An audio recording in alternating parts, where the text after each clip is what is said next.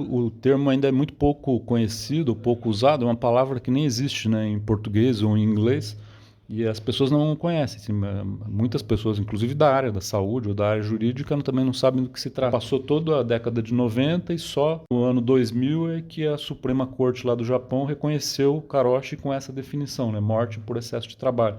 Essa palavra, ela junta, ela quer dizer exatamente isso, né? Morte por excesso de trabalho, que é karoshi em japonês. E a característica do karoshi é ser né? Ele é um potencializador de doenças e ele é a própria morte, né? Então, o karoshi. Mas é mais característico de trabalhadores de colarinho branco, que eles chamam no Japão, que é trabalhador de escritório, né? Trabalhador da área de planejamento, professores, pesquisadores, engenheiros, médicos, gente de escritório. A justiça no Japão, então os tribunais estão reconhecendo acima de 60 horas. E estão recomendando que as empresas não permitam que os trabalhadores trabalhem mais do que 60 horas. Mas já é sabido pela literatura científica que 52 horas já é uma linha de morte. Você vai aumentando a jornada, vai aumentando o risco também. Então, se você concentra, por exemplo, numa semana de provas ou de projetos, muita carga de trabalho, e aí é comum, né, acontecer. Eu tenho vários alunos que me contam de ficar semana ou até mais tempo, né, durante o semestre dormindo bem pouco, 2 horas, 4 horas. Vários alunos já me relataram que dormem 4 horas por noite. Tem gente que está dormindo 2 horas por noite, que já me contou também. Então, se você concentra isso, tem um problema muito grave, porque você antecipa. Então, não precisa de 6 meses para você produzir a mesma situação de risco. O risco está concentrado, ou pode estar concentrado ali.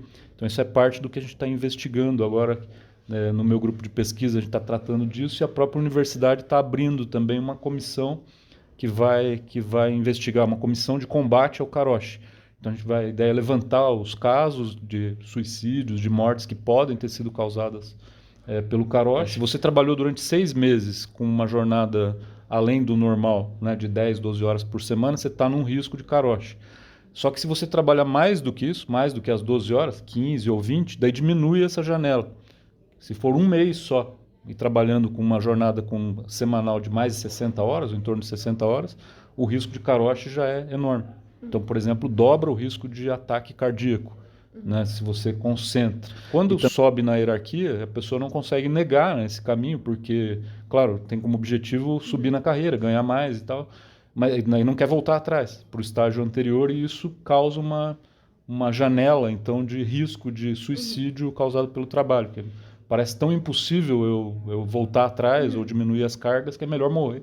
Morrer do que largar essa nova função. Então, isso é um problema importante e sedutor no sentido neoliberal do termo, que é um sentido de que você é bom, eu estou te dando mais oportunidade de ser ainda melhor, de fazer exatamente o que você gosta de fazer, sabe fazer. Então, tem um excesso de positividade, tanto de dinheiro quanto de espaço, de poder, de reconhecimento social, e isso está levando à morte. Então é um paradoxo que é importante da gente prestar atenção e a gente saber como é que a gente faz para se controlar nisso, né?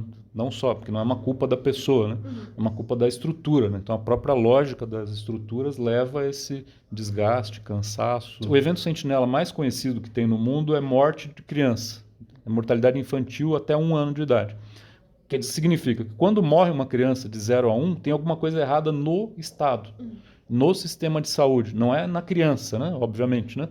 Que morreu. Então tem um entorno que devia estar protegendo e que não está.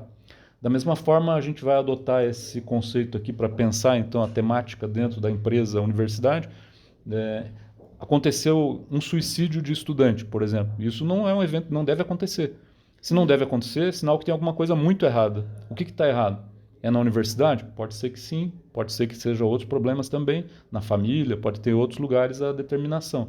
Mas como a própria universidade é uma empresa que deve construir saúde significa olhar onde tem doença, olhar onde tem problema e diminuir os fatores que sobrecarregam aí. Estou colocando isso para pensar em algumas camadas, né? E não só na camada do indivíduo.